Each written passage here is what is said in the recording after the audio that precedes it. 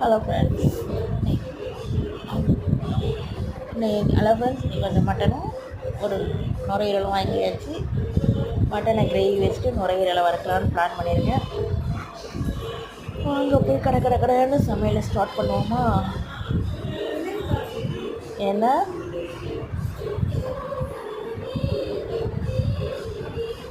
அரை kilo mutton 400 ரூபா, ஒரு நுரையீரல் வந்து 150 ரூபா வைக்கிறாங்க.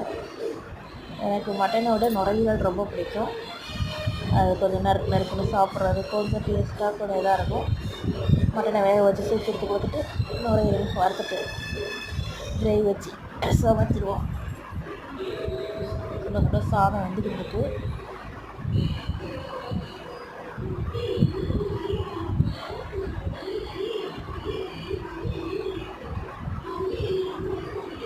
குழம்பு வச்சாச்சு. அதனால மட்டன் கிரேவி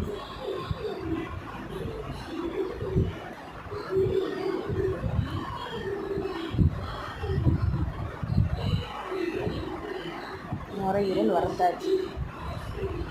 நான் எல்லாமே சுத்தமான செக்கு நல்லெண்ணெயில் தான் செஞ்சுருக்கேன்.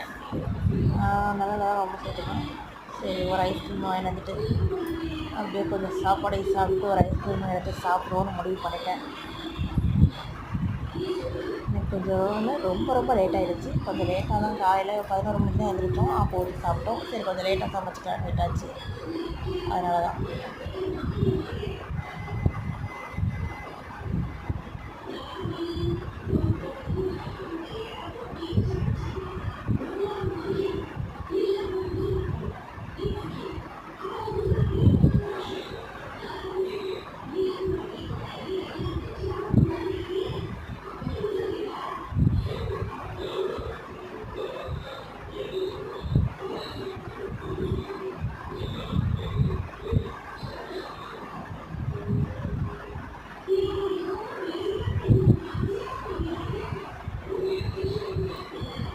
நான் இடையில பேச்சியே உண்ட மயக்கம் தொண்டனுங்க. ஆனால் சாப்பிட்டதாலே ஒரு மாதிரியாக கேர் ஆகிடுது. அது சரி, சண்டே தானே